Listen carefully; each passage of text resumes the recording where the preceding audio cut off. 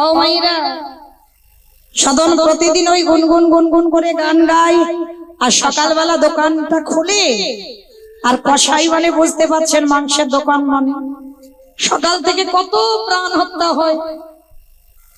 কিন্তু ওই সাধন একদিন রাস্তায় চলতে চলতে বাবা একটা পায়ে ঠেকেছে ছোট্ট একটা নুড়ি পাথর, আর ওই নুড়ি পাথরটা যেই না পায়ে ঠেকা তো সঙ্গে সঙ্গে সাধন ওই নুড়ি পাথরটা তুলে নিয়ে মনে মনে ভাবছে, ওরে বাবা এত সুন্দর নুড়ি পাথর, যাক এই পাথরটাকে আমি আর ফেলে দেব না, সেই তো আমার দোকানে বাট করার দরকার, নিয়ে যাই এই পাথরটা নিয়ে আমি আমার দোকানে পাল্লার বাট করার কাজে লাগাবো। মানে নুড়ি পাথরটা এত সুন্দর দেখতে বাবা যেন মায়া জন্মে যাবে। তো নুড়ি পাথরটা নিয়ে সাধন ওই দোকানের কাজে লাগিয়েছে।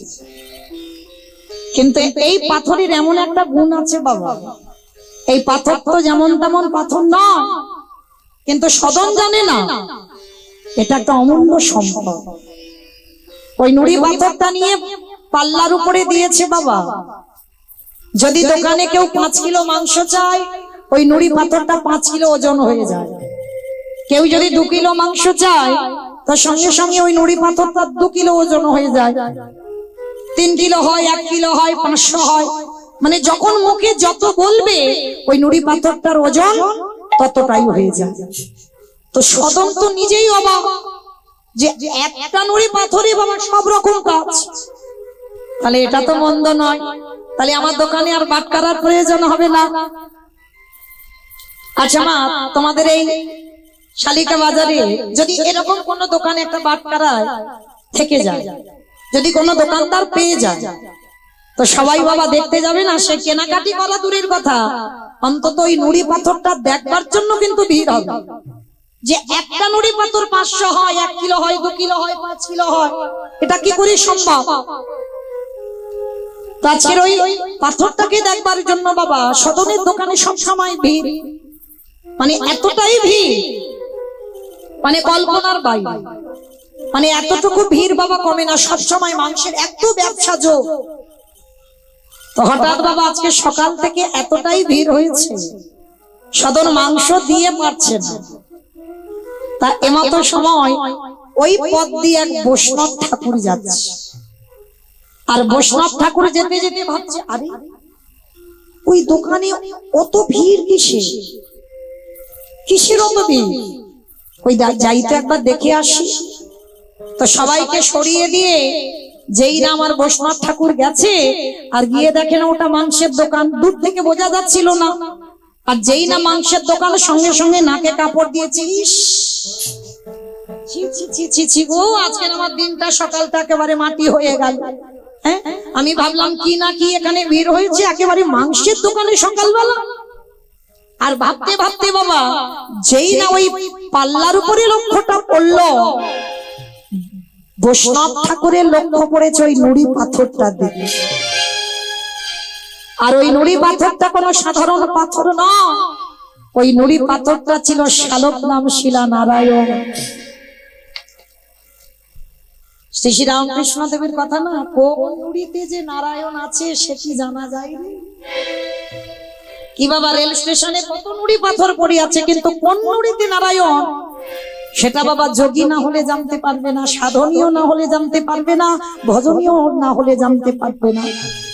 এবার বৈষ্ণব ঠাকুর যেই না দেখেছে যে ওই পাল্লার উপরে নুড়ি পাথরটা শালগ্রাম শিলা, সঙ্গে সঙ্গে বলেন, সাধন সাধন, ছি ছি ছি ছি ছি ছি, আরে কি করেছিস বাবা তুই?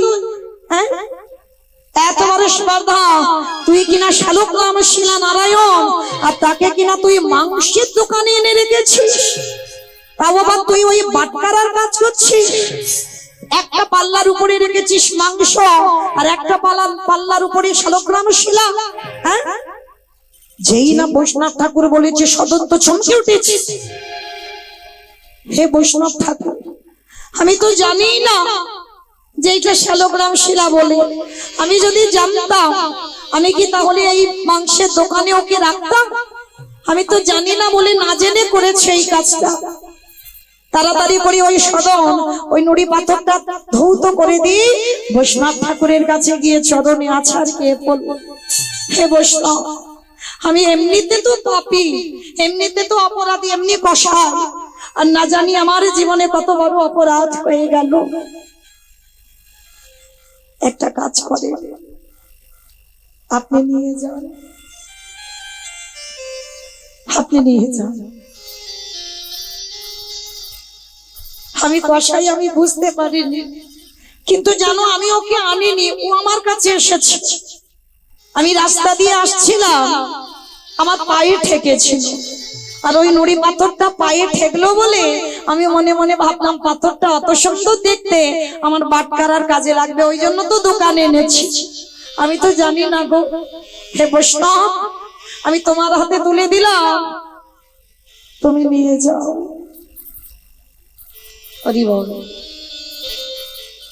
বৈষ্ণবের হাতে সদন শালগ্রাম শিলাটা তুলে দিল। আচ্ছা মা, আপনারাই বিচার করে বলেন, যদি আপনারা একটা শালগ্রাম শিলা নারায়ণ পেয়ে যান, কেউ যদি চায়, আপনারা বা আমরা দিয়ে দেব? কি বাবা, দেব? তাহলে সদনের হৃদয়টা কত সরল, ও তো জানে ও পাপী, ও তো কষাই, আর কোনদিন জীবনে ভাবেনি যে ভগবান কৃপা হবে। ও যে একজন সাধারণ মানুষ, কর্ম করে খায়। মহাজনেরা শিক্ষা দিলে ভজন সাধনে নামতে গেলে বাবা সবার আগে হৃদয়টা শিশুদের মতো করতে হবে। দেখবেন শিশু বালকদের হৃদয় কত সোজা সরল, সে কিন্তু জানে না কোনো যদি শত্রু তাকে কোলে নিতে আসে, ওই শিশু বালক কি জানতে পারবে ও শত্রু, আমি ওর কোলে উঠবো না? কখনো করবে না। শিশুদের যেমন মন হয়, শিশুদের যেমন হৃদয় হয়, ভগবানের ভজন করতে গেলে বাবা তোমার হৃদয়টা ঠিক ওই রকম করতে হবে, সোজা সরল করতে হবে। আর যত তোমার হৃদয় সোজা সরল হবে, তত ভগবত কৃপা তাড়াতাড়ি হবে।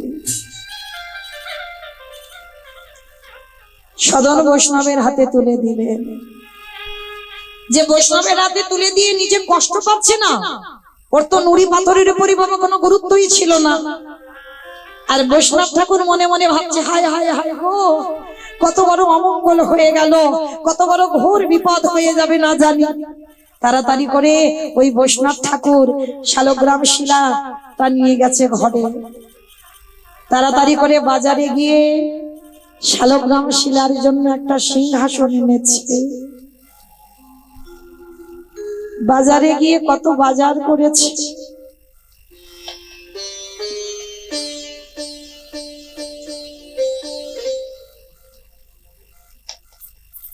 কত বাজার করেছে।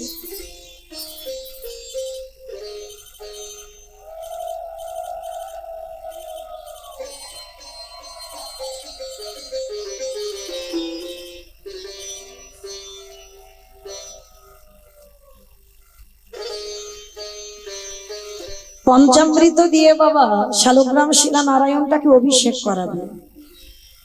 সারাদিন বৈষ্ণব প্রভু সেবার কাজে ব্যস্ত, সারাদিন রান্না করেছে, দুপুর বেলা অভিষেক করেছে, বিকাল বেলা ভোগ লাগিয়েছে, সারাদিন ভগবানের নিয়ে ব্যস্ত। রাত্রিবেলা শালগ্রাম শিলা নারায়ণকে সিংহাসন নতুন কিনে এনেছে, সিংহাসনে রেখে বাবা শয়ন দিয়েছে। বৈষ্ণব ঠাকুর ঘরে গিয়ে ঘুমাচ্ছে। শালগ্রাম শিলা দৈববাণী করে বলে উঠলে, বৈষ্ণব বৈষ্ণব, আমি কি তোমার পায়ে ধরে কেঁদেছিলাম যে তুমি তোমার কাছে আমাকে নিয়ে এসো, আমাকে এনে আমাকে অভিষেক করাও, আমাকে ভালো ভালো খেতে দাও, আমি কি বলেছিলাম? আমি তো বলিনি। কে বলেছিল আমার সদনের কাছ থেকে তোমার কাছে আসতে? আমি যখন বললাম না, আমি যখন অনুমতি দিলাম না, তুমি আমাকে সদনের কাছ থেকে কেন এনেছো? বৈষ্ণব ঠাকুরের চমকে উঠেছে, প্রভু এটা তুমি কি বলছো? ও একজন কসাই, ওর মাংসের দোকান, ও পাল্লার উপরে একদিকে মাংস রেখেছে, একদিকে তোমায় রেখেছে। যে হাতে মাংস ধরছে সেই হাতে তোমায় ধরছে। না জানি তোমায় কত কষ্ট হচ্ছে। শালগ্রাম শিলা নারায়ণ বলেছে, আমি কি বলেছি তোকে আমার কষ্ট হচ্ছে? আমি তো বলিনি তোকে। ওরে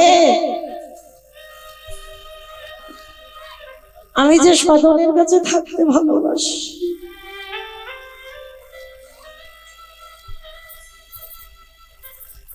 ওই ভালোবাসা, ওই প্রেম কেউ দিতে পারবে না। বৈষ্ণব ঠাকুর বলছে, প্রভু আমি তোমার জন্য এত রান্না করলাম নিজের হাতে, আমি তোমায় অভিষেক করিয়ে স্নান করালাম, আমি তোমার জন্য সিংহাসন আনলাম, এগুলো কোনোটাই তোমার পছন্দ নয় না? আমি সদনের কাছে থাকতে চাই। প্রভু সদন তোমায় কি এমন বস্তু দেয় যার জন্য তুমি কসাইখানায় থাকো? তোমার গায়ে মাংস হাত দিচ্ছে, তাও তুমি ওটাই পছন্দ করছো কেন? ভগবান বলে উঠল, বৈষ্ণব কেন আমি সদনের কাছে থাকতে পছন্দ করি জানিস? ওর ওই পাল্লার উপরে একদিকে মাংস আর একদিকে আমাকে রাখে। আর দেখবেন ওই পাল্লা বাটকারা, যখন বাটকারা দেওয়া হয় একটু দোলনার মতো দোল খায় না? জানিস বৈষ্ণব, ওই যখন দোল খায় পাল্লাটা, আর সদন গুনগুন গুনগুন করে গান গায়, ওই গান শুনবার জন্য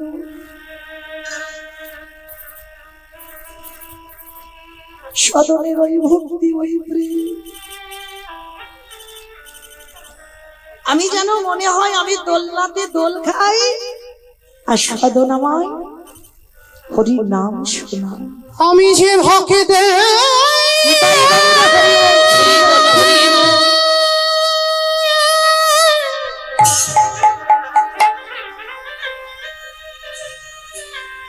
ভক্তে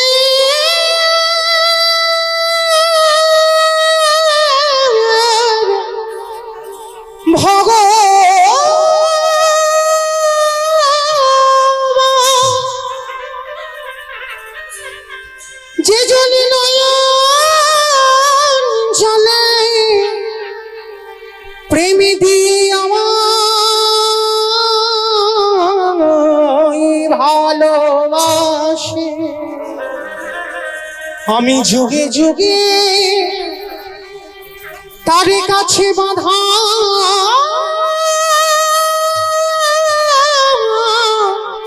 করে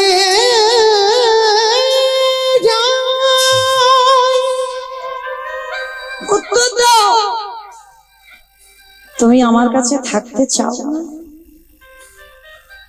না বৈষ্ণব, ভালো যদি চাও সকাল হতে না হতে আমাকে সদনের কাছে রেখে এসো, আর যদি না রাখো আমি কিন্তু এই মন্দির থেকে চলে যাব। কে গো মাইরা, এইটুকু লীলার প্রথম এইটুকু শুনে কি মনে হচ্ছে? বৈষ্ণব কত আচার মানে, কত মন্ত্রে তন্ত্রে ডাকে, কত সাধন ভজন করে ডাকে। ভগবান সেখানে থাকছে না, ভগবান থাকছে একটা মাংসের দোকান। কি বাবা, একবারও কি ভগবান বলেছে আমি ওর কাছে যাব, ওর মাংসের ব্যবসা বন্ধ করতে হবে?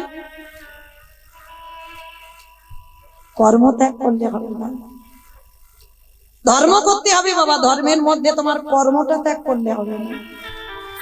যে তুমি মাছ মাংস খাচ্ছ না বলে যে তুমি কর্ম করতে পারবে না, না এটা নয়। তার প্রমাণ দেখেন আজকে সদন কর্ম করছে। ভগবান একবারও বলবে না যে আমি তোর কাছে এসেছি তুই মাংসের ব্যবসা বন্ধ কর, আমার কষ্ট হচ্ছে, আমি থাকতে পারছি না। ভগবানকে পেতে গেলে বাবা শুধুমাত্র একটা বস্তু দরকার, প্রেম ভক্তি। ভগবান দুটো বস্তু সহ্য করে না, এক হলো ভক্তের অহংকার, আরেকটি বস্তু হলো ভক্তের চোখের জল। ভগবানকে অহংকারে বাঁধা যায় না বাবা। ভগবানকে সারা জীবন তারাই বাঁধতে পারে যাদের হৃদয় প্রেম ভক্তি ভালোবাসা।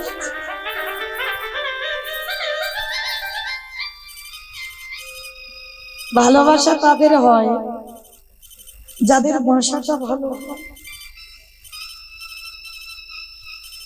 আর যাদের বাসা ভালো নয় তারা এ জীবনে বাবা কাউকে ভালোবাসতে পারবে না।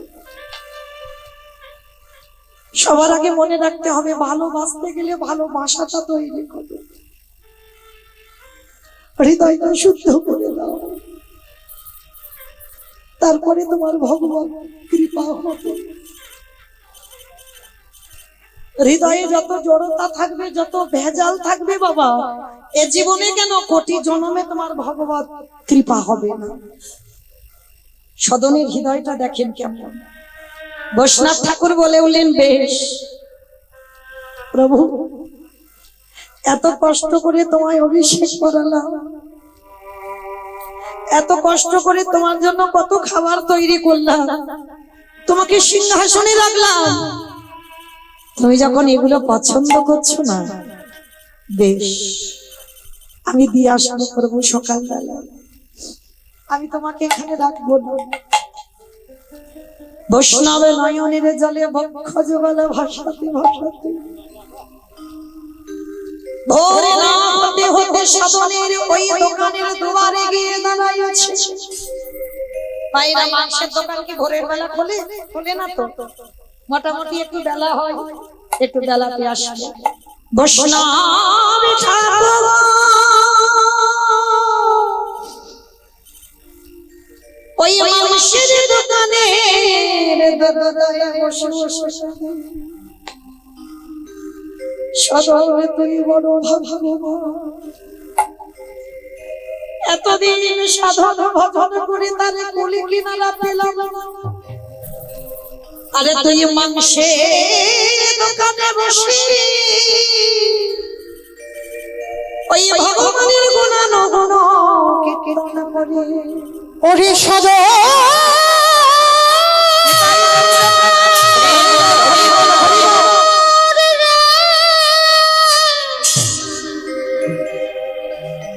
ওরে মনি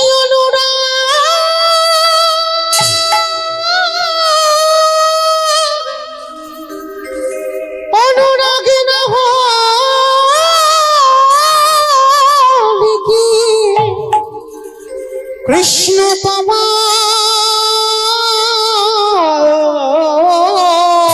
যায়, এমনে ভালোবাসা না দিলে কি কৃষ্ণ ধারা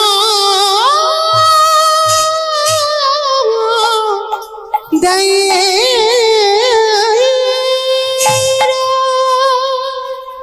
বসে বসে কাঁদছে দয়াময়, তুমি থাকলে না আমার কাছে, তুমি সদনের কাছে চলে এলে। বসে বসে যখন কাঁদছে, লীলার পাশে ভাবু বলে উঠলেন, জীবনকালে যদি তুমি দেখা না দাও, অন্তত মরণ কালে তুমি দেখা দিও। আমার জীবন নদী নইয়া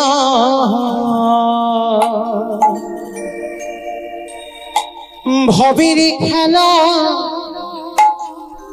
সঙ্গ হলে গো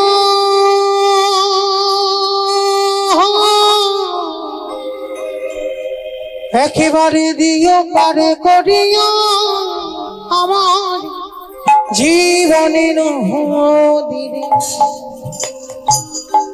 নাইয়া আমার জীবন নদী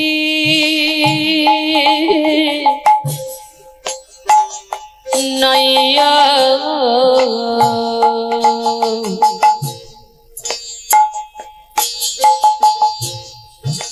আমার ভবের খেলা সঙ্গ হলে গো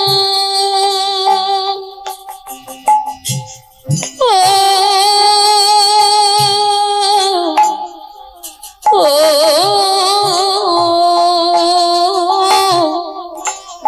দিও পরে করিয়া আমার জীবন নদীর নাইয়া দয়ালে হে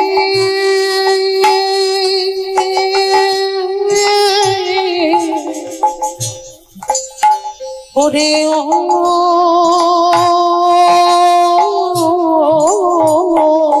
দয়ালে হে ও দয়াল হে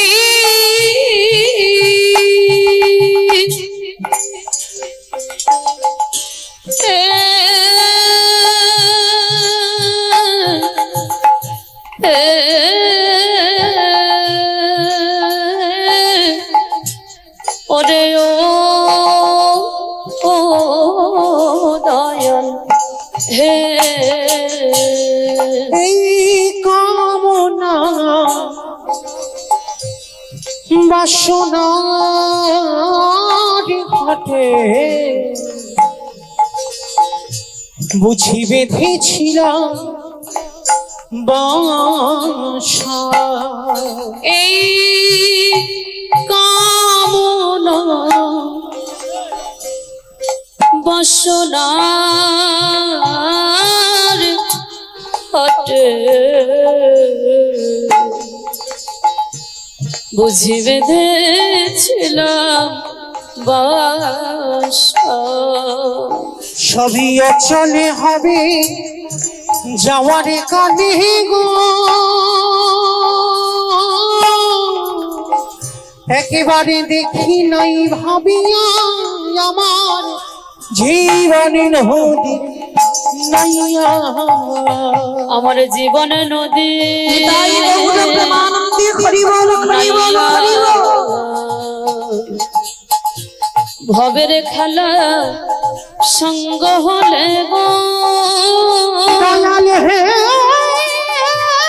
দিও পরে করিয়া আমার জীবন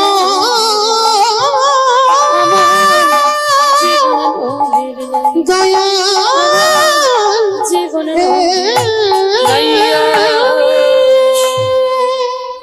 যেই না সাধন ঘর থেকে দোকান খুলবে বলে দোকানে এসেছে, বৈষ্ণব ঠাকুর ভোর থেকে বসে আছে কখন সাধন আসবে, আর ওই শালগ্রাম শিলাটা বুকে নিয়ে সদন যেই না এসেছে সদনের সদনে আছা রেখে বৈষ্ণব ঠাকুর বলেছে,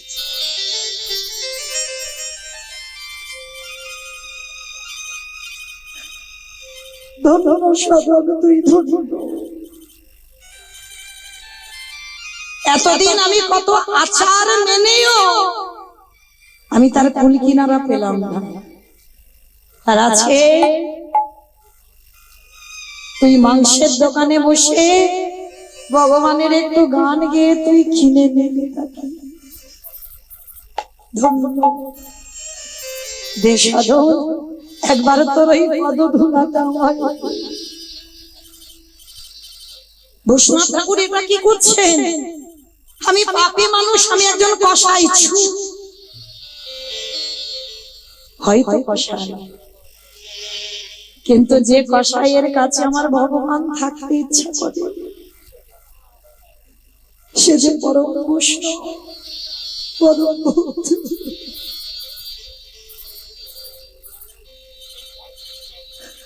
তুই বড় ভাগ্যবান, ভাগ্যবান।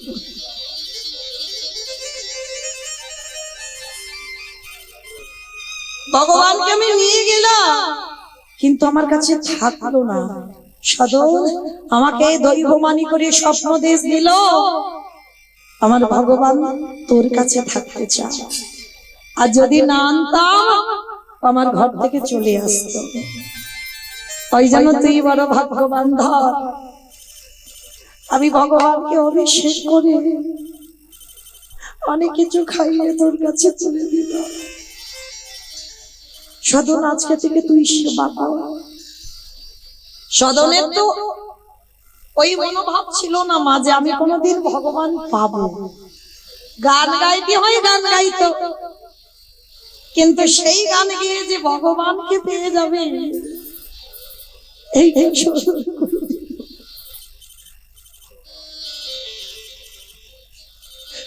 এইটা কোনোদিন ভাবিনি। যেই না শালগ্রাম শিলাটা হাতে নিয়েছে সদন, মনে মনে ভাবছে প্রভু তুমি আমার জন্য সিংহাসন ত্যাগ করে চলে এসেছো এই কসাইয়ের দোকানে থাকবে বলে, এই পাল্লার উপরে থাকবে বলে। দয়া হয় আমি কথা দিলাম যে ভগবান আমার কাছে আসবার জন্য সিংহাসন ত্যাগ করতে পারে, আর আমি সেই ভগবানকে হৃদয়ে ধরে আমার এই কসাই ব্যবসা বন্ধ করতে পারবো না। মনে এবার কিন্তু হলো যে একদিকে পাল্লাতে মাংস, একদিকে শালগ্রাম শিলা। যখন জানতো না বাবা, না জেনে অন্যায় হয়, না জেনে ভুল হয়, জেনে কেউ অন্যায় করতে পারে।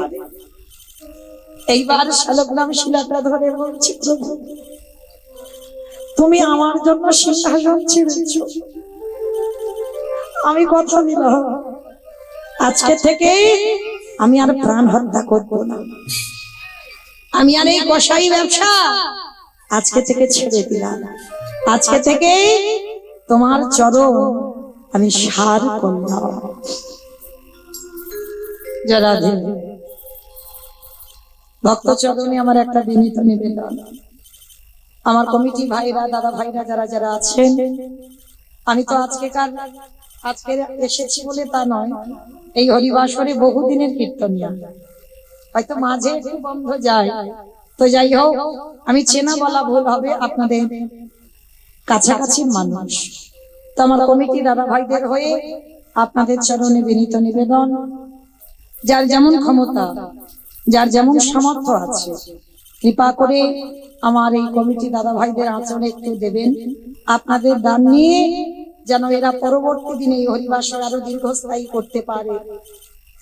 কারণ ব্যাংকে টাকা দিলে বাবা নমিনও লাগে, কিন্তু আমার গৌর হরির ব্যাংকে টাকা জমালে এতে কোনো নমিনও লাগে না। শেষের দিনে ভগবান তোমার পারাপারে যাওয়ার রাস্তাটা পরিষ্কার করে দেয়।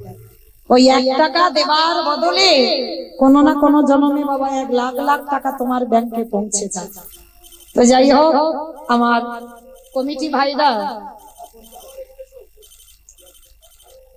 ভাইরা আপনাদের কাছে যাবেন, যার যেমন ক্ষমতা আছে, যার যেমন সামর্থ্য আছে, আপনারা বইমুখ করবেন না। যে কজন আছেন আর যারা যারা দেবেন মা, চেষ্টা করবেন যেন একটু ঝনঝন আওয়াজ না হয়, কেমন? একটু চেষ্টা করবেন একটু বেশি বেশি দেওয়ার।